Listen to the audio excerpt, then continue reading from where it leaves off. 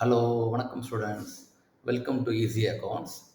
இந்த கிளாஸில் நம்ம 12th காமர்ஸ், அதாவது தமிழ்நாடு ஸ்டேட் போர்டில் +2 காமர்ஸில் மேனேஜ்மெண்ட் சாப்டரில் பார்க்கலாம். அதாவது மேனேஜ்மெண்ட் பை அப்ஜெக்டிவ்ஸ்னால் என்ன, மேனேஜ்மெண்ட் பை அப்ஜெக்டிவ். ஓகே, சரி, என்னுடைய கோல் வந்து ரெண்டு தான் கிளாஸ் நடத்தும் போது. ஒன்று, அதனுடைய மீனிங் சொல்லணும். ஓகே, ஏன்னா அப்போ தான் உங்களுக்கு புரியும் என்ன எழுத போகிறோன்னு சொல்லிட்டு. ரெண்டாவது, எப்படி எழுதணும்னு நான் கொஞ்சம் குழு கொடுக்குறேன். ஏன்னா இந்த மேனேஜ்மெண்ட், எக்கனாமிக்ஸ், காமர்ஸ்லாம் படிக்கும்போது கொஞ்சம் புரிகிற மாதிரி இருக்கும், ஆனால் எழுதுறது கொஞ்சம் கஷ்டம்தான். ஓகே, சரி. இப்போ ஸோ 2 கோல்ஸ். ஒன்று, மீனிங் என்ன. செகண்ட் வந்து அதை எப்படி சிம்பிளாக எழுதலான்னு சொல்லிட்டு.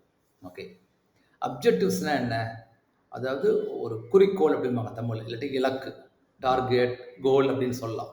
ஸோ உங்களுக்கு ஒரு நோக்கம் இருக்குது. இப்போ நோக்கம் என்ன, +2ல் நல்ல மார்க் எடுக்கணும், +2 முடிச்சுட்டு பிகாம் நல்ல காலேஜ் போகணும் அப்படின்னு ஒரு இலக்கு இருக்குல்ல, தட் இஸ் கால்ட் அப்ஜெக்டிவ். ஓகேயா? ஸோ அந்த மாதிரி ஒரு குறிக்கோளோடு நீங்கள் வந்து ஒரு நிறுவனத்தை நடத்தும் போது that is called management by objective. ஓகேயா? அது ஸ்மால் ப்ராஜெக்டாகவும் இருக்கலாம். இப்போ நீங்கள் ஒரு கேட்ரிங் பிஸ்னஸில் இப்போ பார்ட்டிக்கு லஞ்ச் வந்து ஈவினிங் வந்து ஒரு 7 மணி சொல்கிறாங்கன்னா, அந்த 7 மணிக்கு ரெடி ஆகிடணும் அப்படின்னு ஒரு 3 மணிலேருந்து ஒர்க் பண்ணுறாருல்ல ஈவினிங் டீமுக்கு, that is a goal. Correct? அதே மாதிரி ஒரு பெரிய பில்டர் 2 இயர்ஸில் வந்து ப்ராஜெக்ட் கொடுத்துட்றேன் அப்படிங்கிறார். கரெக்டாக? ஸோ இந்த மாதிரி ஒரு அப்ஜெக்டிவோடு ஒர்க் பண்ணுறது it's called management by objective. ஓகேயா? சரி, இப்போ நம்ம புக்கில் இருக்கிறத வரலாம். இது வந்து பேஜ் நம்பர் 28. ஓகே, இது சமச்சீர் கல்வியிலேருந்து டவுன்லோட் பண்ண புக் இது. சரி, first line, management by objectives is a management system in which each member of the organisation effectively participates and involves himself. எஃபெக்டிவ்லினா என்ன, நல்ல ஒரு அதாவது அவுட்புட் தர மாதிரி. எஃபெக்டிவ்லினா நல்ல ஒரு வேலையில் வந்து கவனம் செலுத்தி ப்ரொடக்டிவாக இருக்கிற மாதிரி. பார்ட்டிசிபேட்ஸ்னால் தன்னை ஈடுபடுத்திக்கிறார். ஓகே, அதுக்கு நான் எழுதியிருக்கேன் மேலே, MBO is a management system where each employee participates and involves himself. ஓகேயா? Second, this system gives full scope to the individual strength and responsibility. அதாவது இந்த சிஸ்டம் இந்த MBOங்கிறது வந்து ஒரு இண்டிவிஜுவல் ஸ்ட்ரென்த் அண்ட் ரெஸ்பான்சிபிலிட்டியை நம்பி இருக்கு. ஓகேயா? இப்போ எப்படி எழுதலாம், அதை நம்ம எழுதுறதா இருந்தால் டெக்ஸ்ட் போகலாம். டெக்ஸ்ட் போயிட்டு okay okay this system focus எழுதிடுங்க. ஃபுல் ஸ்கோப் இதெல்லாம் focuses. The system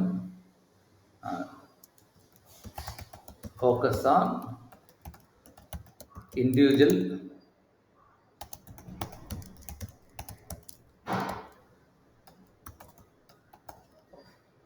focus and responsibility. ஓகேயா? அதையும் நான் ஷார்ட் ஆகிடுறேன்.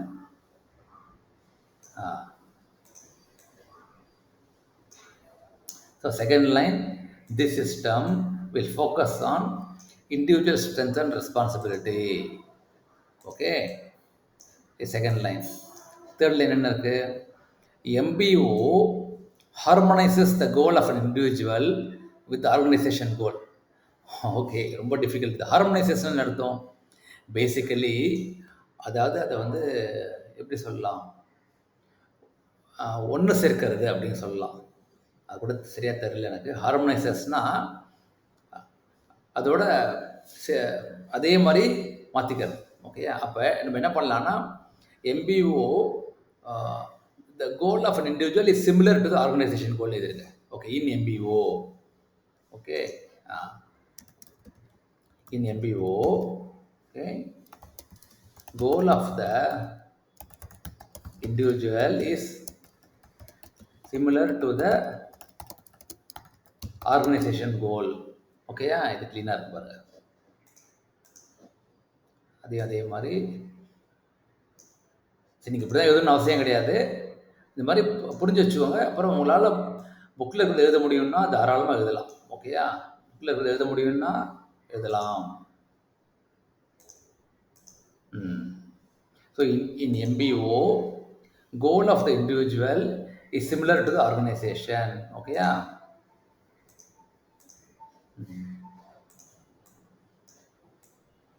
அடுத்தது என்ன? It creates self-control and motivates a manager into action before somebody tells to do something.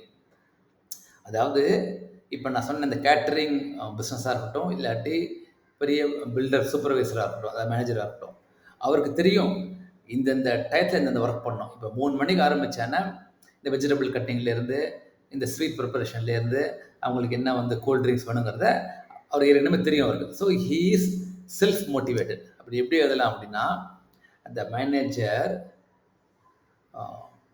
Self control motivates manager அப்படின்னா இது MBO. Okay, so MBO helps the manager to control, okay, and work before someone tells him to do. Okay. MBO helps the manager to work, to do, control before somebody tells him to do something. இப்போ கரெக்டாக வருமா பாருங்க.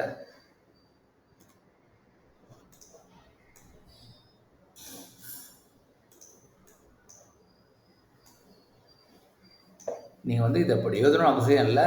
உங்களை புக்கில் இருக்கிறத எழுத முடியும்னா எழுதலாம். இதுனா கொஞ்சம் உங்களுக்கு சிம்பிளாக இருக்கும்.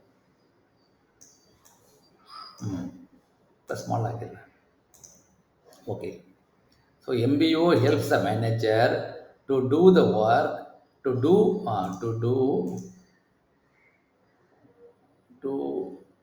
the work, okay, and control before somebody tells him to do something. Okay, so இதான் 4 பாயிண்ட்ஸ். நான் திரும்ப படிச்சுட்டு 4 பாயிண்ட்ஸை ஐ திங்க் எல்லாமே கொஞ்சம் small ஆக்கிடலாம். MBO is a management system where each employee participates and involves himself. Okay, first. Second, this system will focus on individual strength and responsibility. Okay, அடுத்தது, in MBO, goal of the individual is similar to the organization goal. ஏன்னா அவருக்கு ஏற்கனவே தெரியும் எப்படி பண்ணணும்னு சொல்லிட்டு, அதனால் அவருடைய ஒர்க்கும் ஆர்கனைசேஷன் எதிர்பார்ப்பும் சேமாக இருக்கும். ஓகேயா? கடைசியாக MBO helps the manager to do what? To do on his own, to control and do the work on his own before somebody tells him to do something. ஓகேயா? இதுதான் management by objective, meaning and definition. Okay, நம்ம அடுத்த கிளாஸில் நான் இன்னொரு topic எடுக்கிறேன். Thank you.